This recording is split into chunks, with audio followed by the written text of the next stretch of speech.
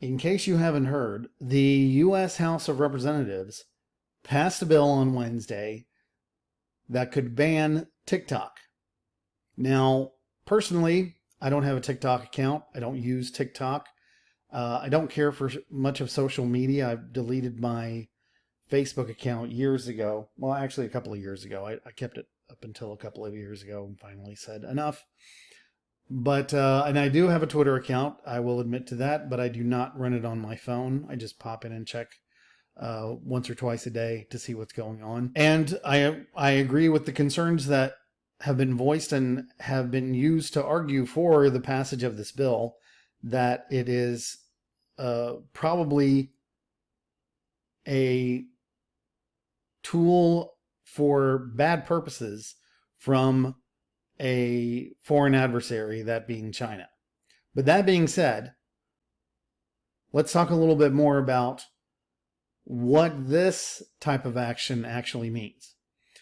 So first, one thing I'd like to bring to your attention, in case you're not aware, the breakdown of the vote, according to the story from The Hill, the bill passed 352 to 65 in the vote in the House, and the breakdown party-wise was Republicans 197 in favor, 15 opposed, Democrats 155 in favor, and 50 opposed. There is one Republican congressman who, if we could make copies of him and just replace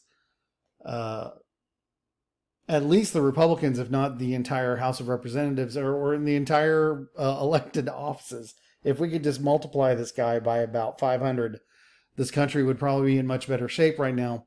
Thomas Massie made a speech on the floor in opposition to this bill, and I think it's something that everybody really needs to hear, because he really gets to the root of what a load of BS the assertion about concerns of Chinese influence and national security really is by those who are making it, that they're basically full of BS. He doesn't say it, but he says it much more eloquently, in my opinion.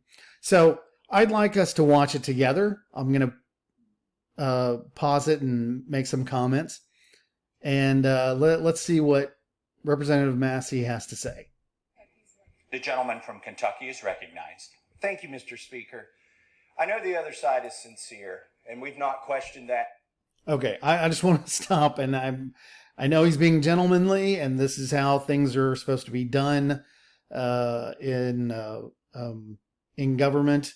Debate is supposed to be civil, although that seems to be falling apart over the last decade or so.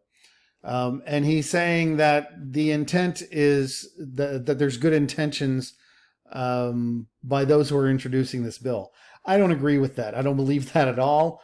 But I digress. Let's continue. Here today, and I won't question their sincerity.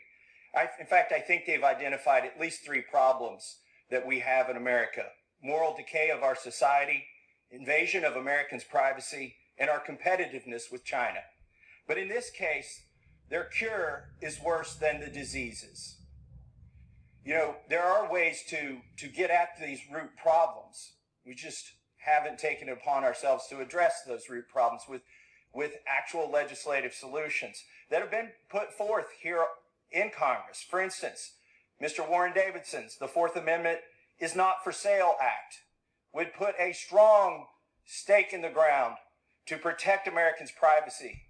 Okay, I just need to pop in here for a second. The fact that we're having to introduce legislation to reinforce the Constitution is a very, very bad sign of where this country is right now. Whether it's from our own government or some foreign governments, that is the kind of thing we need. We need warrants in the FISA program. Our government shouldn't be able to spy on Americans without a warrant. The fact that anybody has to actually even say that on the House floor, again, is another very bad sign. Yet they are. Let's bring that to the floor and vote on it. These are the kind of cures we need, not the bill that's offered here today. The bill that's offered here today, even though I know it's offered genuinely, it could also be named the Facebook Protection and Enhancement Act, because it's not the American people who are going to benefit most from this. It will be Facebook. Their stock. Okay, he's definitely got an undeniable point there, right? Because TikTok has been a serious threat to Facebook. And Mark Zuckerberg would love nothing more than to see TikTok completely removed from competition in his most important market. Stock is going to go up if this bill should pass the Senate. Now, what are some ways that we could improve this bill? Well, it should at least have a sunset. No, all bills should have a sunset. I mean, that's the only reason we're able to debate whether FISA should have warrants in it, because it sunsets. And what have we observed? FISA's been abused. That's my concern with this TikTok ban. It will be abused. If it's just banning TikTok and ByteDance and copies of that, why does it need to be 13 pages long? And I know they say it doesn't ban it, it forces divestiture of the company. This sounds like when American companies try to do business in third world countries and a dictator says, well, you can do business here, you just got to give me your company, and now you can continue to do business. We wouldn't let another country take over Ford Motor Company for selling Ford cars in their country. Yet that's what we're wanting to do here. And again, you know, this is a cure that is worse than the disease. Who's going to be prosecuted by this bill? Is it ByteDance or TikTok? Will they be taken to court? No. I mean, they're the target of this, but how do you elicit or effect a ban on them? By prosecuting Americans.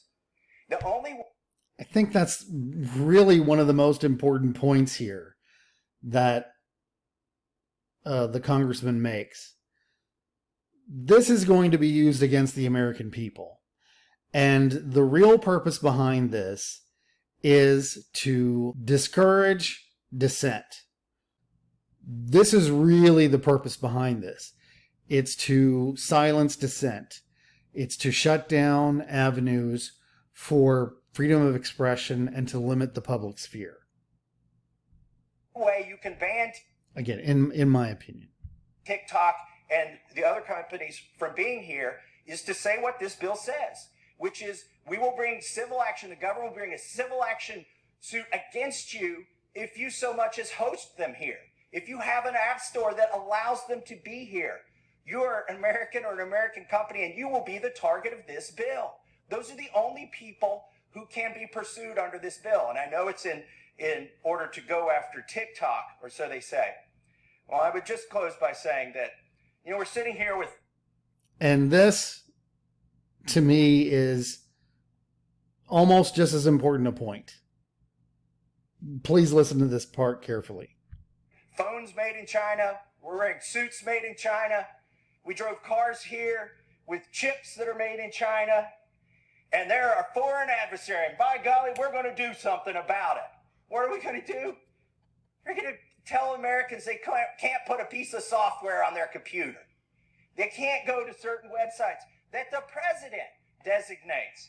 So I urge my colleagues to oppose this well-intentioned bill because it will have bad consequences, and I yield back the balance of my time. The gentleman yields back the balance of his time. And that, to me, is one of the most important things that people need to understand about this.